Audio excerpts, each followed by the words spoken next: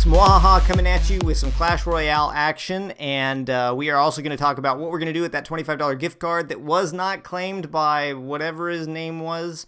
He had 24 hours to do so and did not come through, so stay tuned to the end, and we're going to go over exactly what we're going to do to make sure that you guys all have the opportunity to get your Clash Royale, your iTunes or your Google Play gift card. All right, so in the replay here, we've got yours truly going up against Meager of the Hopkins Royale, level 10. I'm facing a lot of 9s and 10s right now because of the season reset.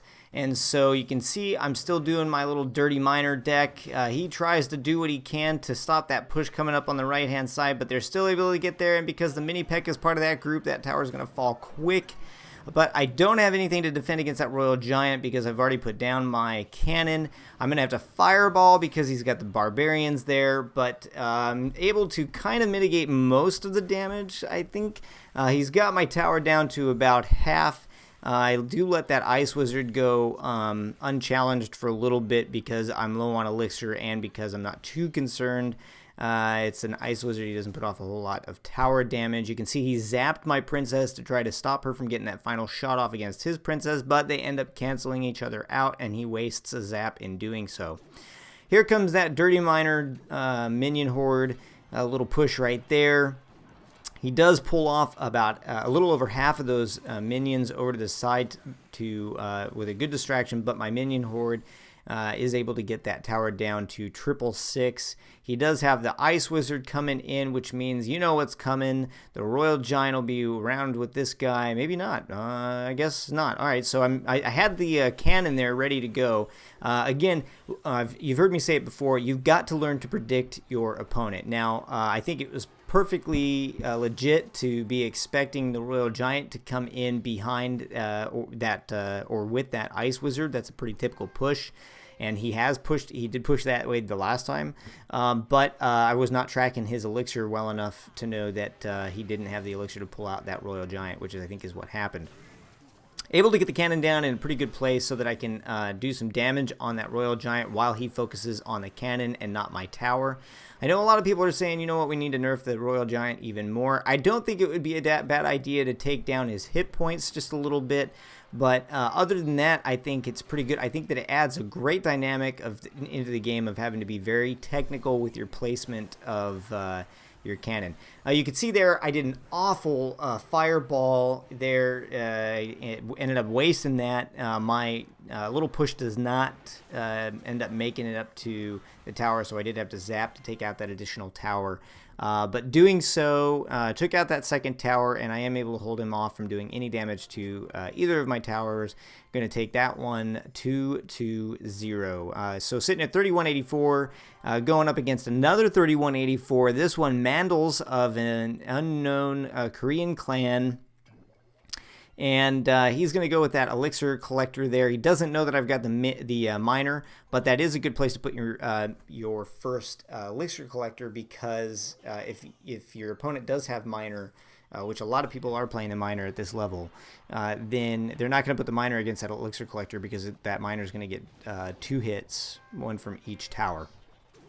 I've got 2 guns, 1 for each of you. If you know what movie that is, leave it in the comment section below. All right, so he's coming in with his Barbarians. I don't have the Fireball to use against him, which is kind of a bummer, so I'm going to have to pull him off to the side with the cannon. That's going to end up working down that cannon quick. I am now out of the cannon, and I'm not sure what exactly he's playing, but I do like to try to hang on to that cannon as long as possible, mainly because it's great for countering Hog. It's great for countering Royal Giant, and if I remember correctly, I think this one's playing a Hog Freeze.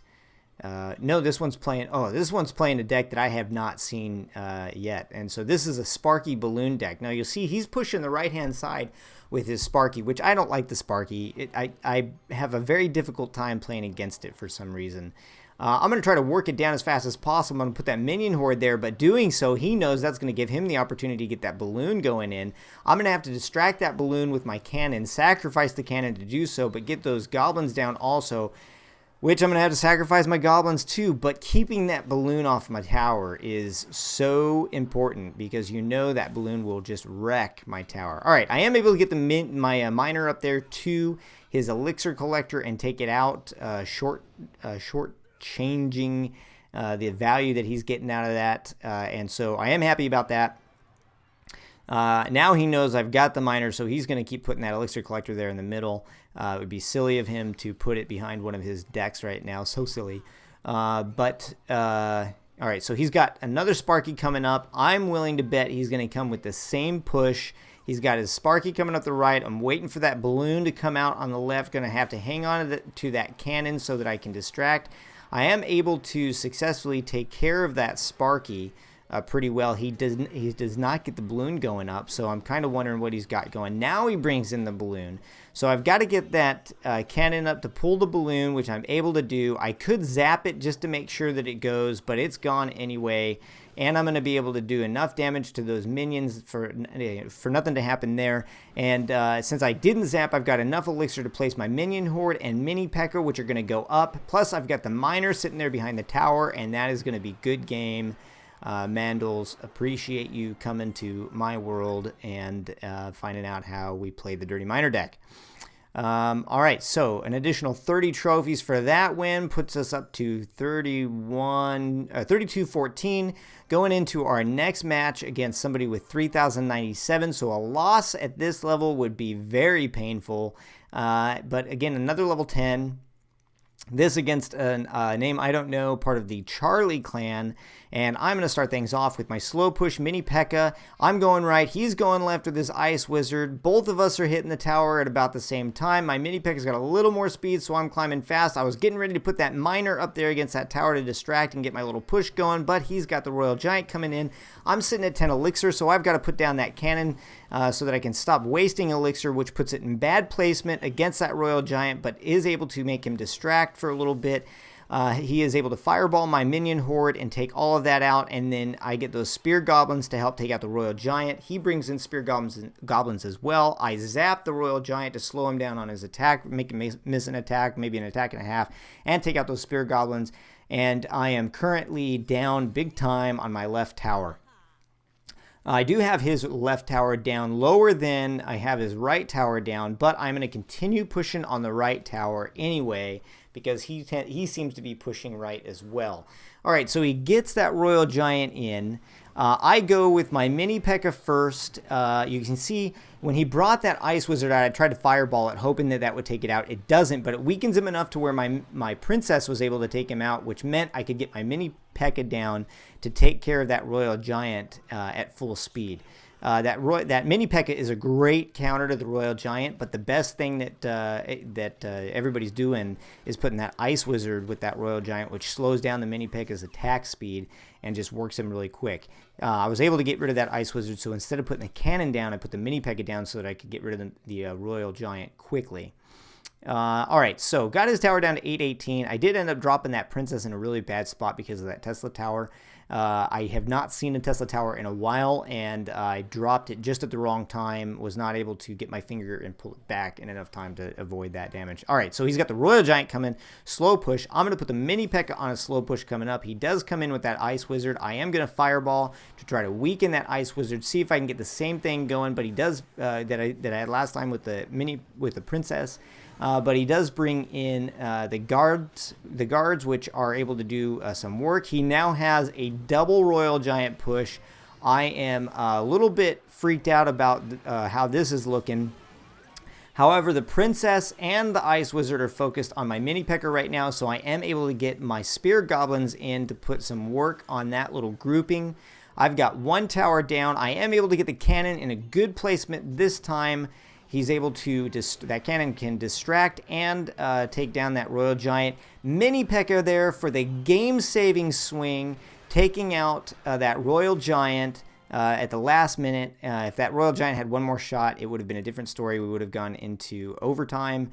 Thank you, Mini P.E.K.K.A. You did wonderful work there. Very appreciative of that. All right, so we go one more against, we're going to call this guy stars because he's got 2 stars at the end. Why not?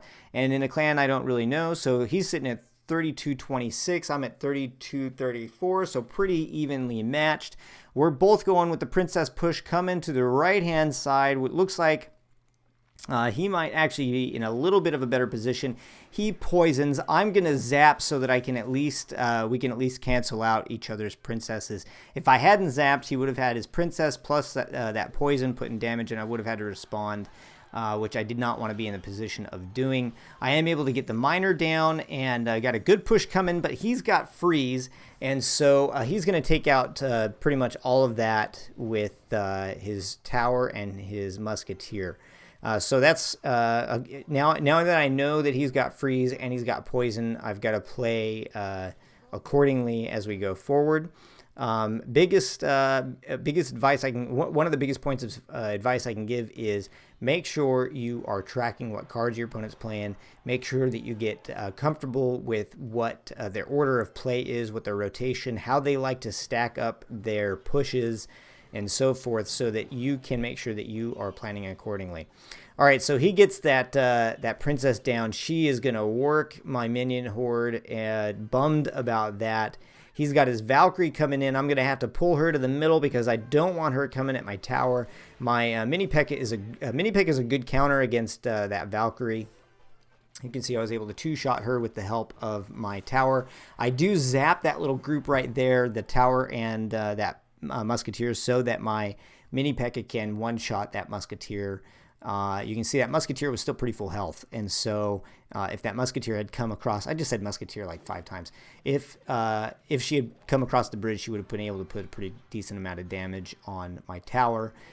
He places that elixir collector behind his tower, and like I was talking about before, that gives me the opportunity to put some work on that elixir collector. Here comes the hog. Hadn't seen him yet, but knowing that he had freeze and poison, I was expecting him to come. He is able to effectively take care of my defense, so he does some work. I've got to give him the cry face, but we are able to take care of most of that. Here comes my counter push. I'm going to go mini P.E.K.K.A. miner. Mini P.E.K.K.A. is going to take care of that Valkyrie, which all I ended up really needing was that miner, but because I had the other stuff going too. Now, I don't know if you just saw that, but that was a clutch fireball, okay? He had his musketeer, he had the barbarians, and he just dropped a princess in there. And so that fireball took out all of that. One of those great psychic fireballs to be able to take care of that princess. But that's how that one ends up going. All right, and I think we are going to, we're going to pause here. And thanks for watching those 4 matches. Now let's talk about the gift card. So the dude that was supposed to come and claim that gift card yesterday within that 24-hour period did not, and so we're going to give it away to somebody else. This is how we're going to do it. I appreciate everybody subscribing, but we did leave a lot of subscribers out, and I talked to a couple of other YouTubers on how they do their gift card giveaways based on comments and why they do it that way, and it's because you end up leaving a lot of your subscribers out because not everybody wants to share their subscribers publicly, and that's cool. I don't have a problem with that. I don't like to share mine publicly necessarily either. So here's what we're going to do. In the comment section below, tell me which kind of gift card you would like, if you want an iTunes gift card or a Google Play gift card. And then I am going to go through that around this time, about 24 hours from now. I'm going to go through that. I'm going to put all of those names into an Excel spreadsheet. I'm going to do the same, the drawing the same way that I did it last time.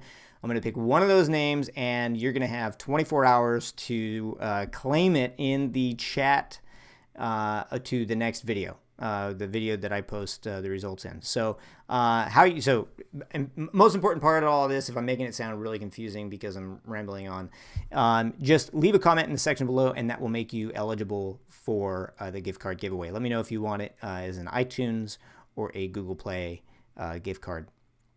And I think that's going to wrap it up for this one. Hey, thanks for watching. Please give me a like, and if you haven't already done so, please subscribe. Don't forget to comment, and keep coming back for more.